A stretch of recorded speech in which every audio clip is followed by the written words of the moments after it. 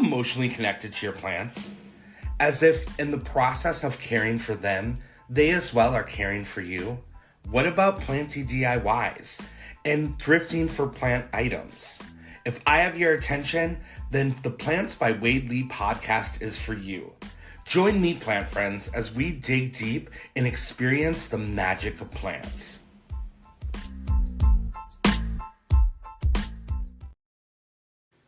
Hey everyone, welcome to the third episode of the Plants by Wade Lee podcast.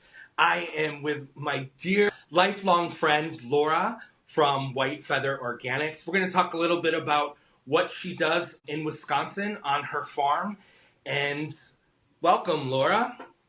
Thank you for having me. It's so good to see you. It's been a while. And we literally have been friends from like Sandbox days. Sandbox age. Laura and I, literally toddlers. Yeah. We didn't go to elementary school together, but we did go to middle school and high school together. Yep. It's insane. And it's funny because knowing you and knowing your heart, of course you're a farmer in Wisconsin. I love this, I love that this is your path. And I'm so going through your social media, I could just see how passionate you and your husband are about what you do. And so let's just get into it. Tell me a little bit about how you got started with agriculture and how White Feather Organics became. Yeah. So I would say my husband definitely spearheaded it with him seeing that as his vision and passion. But we jumped on a bandwagon together. We bought our property in 2006. And it was from scratch. I mean, there was no driveway, there was no buildings, there was no well, no electricity. So we have been building it up from that point, which makes us first generation farmers. And in Wisconsin, that's not very common. And we're vegetable farmers, which is also not as common as being a dairy Wisconsin farmer. But yeah, so we started small. Literally that fall, we bought the property, planted garlic right away because that needs to overwinter. And that next season just threw it all out there, planting as much food as we possibly could, even though just to kind of go through the process. And we started with, I think it was about 20 paper bag CSA shares and farmers market, and just started putting ourselves out there. And now we're feeding over 200 families through CSA and selling to storefront and restaurants, and then at the farmers market too. Yeah. It's amazing. Share a little bit about what CSA is. CSA, well, it stands for Community Supported Agriculture. And that is a community member can invest in our farm. And then we commit to them to giving them, typically it's a weekly box of produce, whatever's in season and ready to harvest.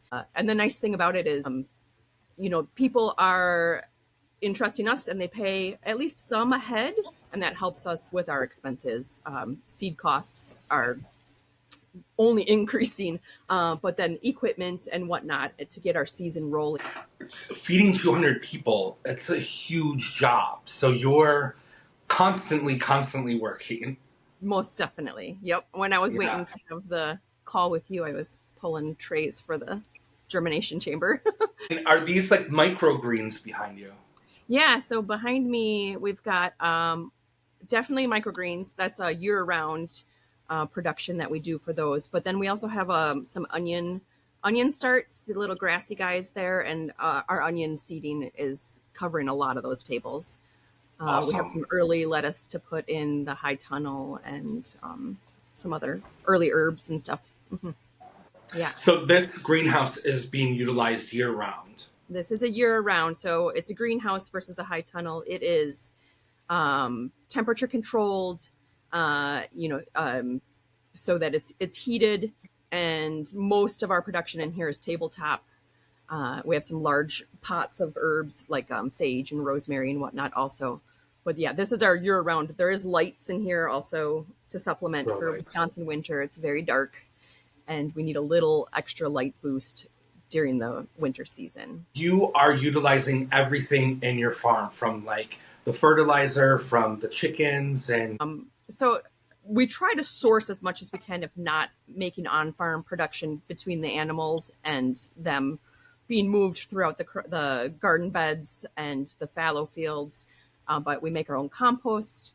We do, import like potting soil, but we work with a local company that we had them come in and kind of figure out what's going to work best, especially for our microgreens, to make sure that if they're in a tray for 2-3 weeks, are they going to have vitality that whole time? So we get soil totes for our microgreens and our plant starts for the season. But we're working towards buy a soil mixing machine so we can start reclaiming our Soil. microgreen soil and start producing our own. So that'll save us a Wow, lot of money that's in the long amazing. run. Yeah. Yeah. And it's just a process, right? Like everything Yeah. has slowly come to this place.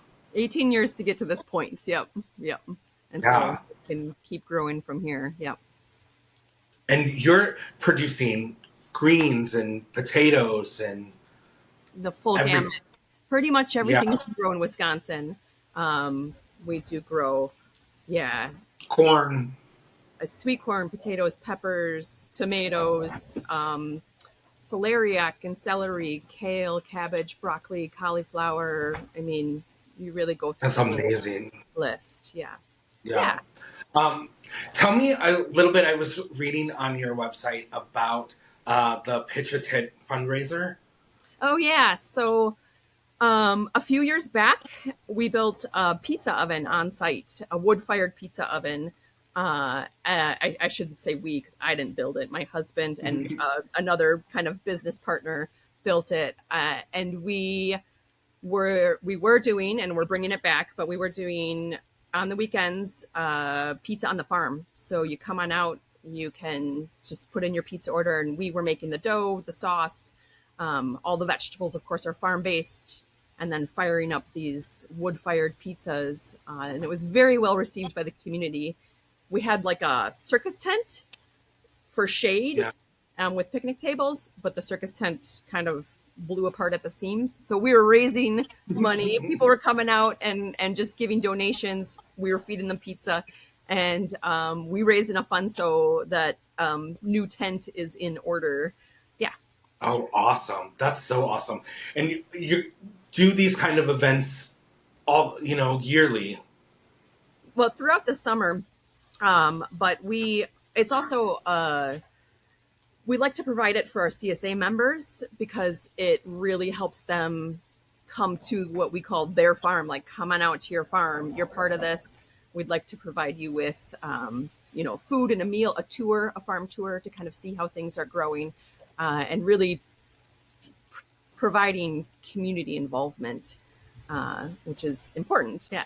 Yeah, I think that's what's so awesome about what you're doing because food is medicine and you're literally like giving people medicine and Yeah. the hospitality and the love and giving recipes. I see that you do that with your newsletters. It's not just about growing for you all. It's really Right. about that community aspect, which is so beautiful. Yeah. And we definitely try to provide the most nutrient dense food we can if we can feed our neighbors and get our neighbors to buy from us, or even drop it off on their doorstep. And um, uh, it is, feeding the soil in order to feed the food that goes onto your plate, for sure. Yeah, that's so cool. What about the pandemic? Did you sales or subscriptions increase like during that time? Yeah, Yeah, it was an interesting time, that's for sure. And we definitely found ourselves as being a, what was that called? Essential, because we grow yeah, food, yeah, an essential totally. service. But yeah, so before the pandemic, the CSA sales were starting to fall. So people wanting that box of food weekly to cook at home was declining, and the restaurant sales were going way up, which is great because people wanted to eat their local food, but they would rather have a chef cook it for them, definitely. But because of the pandemic, that brought everybody back home into their homes, and our CSA sales skyrocketed. Direct sales, people calling up for, can I get 100 pound of potatoes? Can I get carrots? Can I get my onions? It was awesome to see, and it's kind of stayed up. I feel like people got a lot of reward out of cooking their own Cooking. meals, Yeah. and Yeah. educating the public of is really just huge in order to say this is why you want it. Yeah. And then Yeah. it's like we would be nothing if we didn't have a community buying product from us. Yeah. That's amazing. So you're literally providing too, like farm to table food to restaurants in your area. Yes. Where exactly are you, Laura? Like the Yeah. vicinity. We are dead center Wisconsin. So Stevens Point area, which is the biggest, town close to us. Uh, Yeah. and we provide just kind of to neighboring towns also. So I think about, 40 to 50 miles away. Yes. That's awesome. Um, could you share a little bit, like backpedaling, like before meeting your husband? We were talking a little bit earlier off camera, but about school, like what you studied and where you studied, how Mhm. you feel like that has brought you to the capacity of what you're doing now. Yeah. I went to the University of Stevens Point for biology and wildlife. And so I have 2 degrees in biology and wildlife now. I was uh, wanting to switch my degree to botany, but I definitely didn't want to continue staying in school. So I took as many botany classes as I could.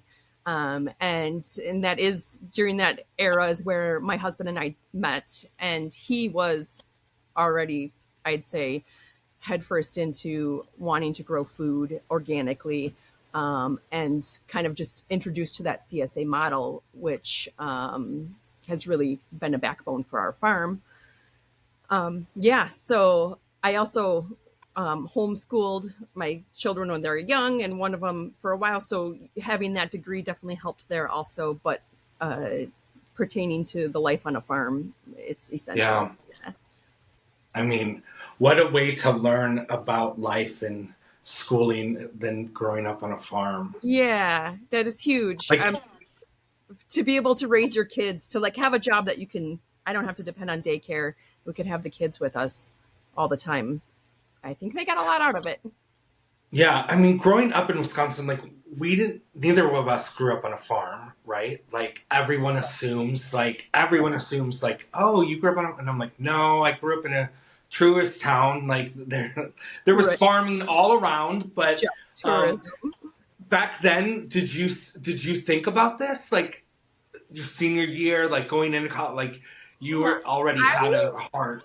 I think, I mean, I was definitely like biology oriented, but I can't say that graduating high school I thought I would be in this direction. Now, graduating from college, I did. I had just heard about a CSA, and I was like, ooh, I could volunteer on a farm and kind of figure out what that is. But that was even before I met Tony. So like, I did. It was little whisper in my ear of that sounds nice, fresh air Yeah, and lots of good lighting. right. Well, I guess that would depend on the season. So I'd say we have seasonal rhythms, and we have weekly rhythms and like daily rhythms. So of course you start with coffee in the morning because that's important. Right. But for me personally, I am in charge of all of our animals, and which include our children. So like anybody, get the kids off to school this time of year. But we have about 200 laying hens, and then throughout the summer we raise 400 meat chickens throughout the year. So, my big go is get those animals cared for. Maybe that means moving them onto fresh pasture. But then also our greenhouse here, this is like having an infant. You have to keep an eye on it. If it's sunny, you have to water regularly. If it's overcast and damp like it is right now, you have to make sure you're not watering too much. So, ventilation and all of that is just has to be checked on. Um, Yeah. and then, like I said, we do have employees. So, getting them on board. Our spring season is full of seeding and working on getting those baby plants started, cleaning, prepping for the season. And then early summer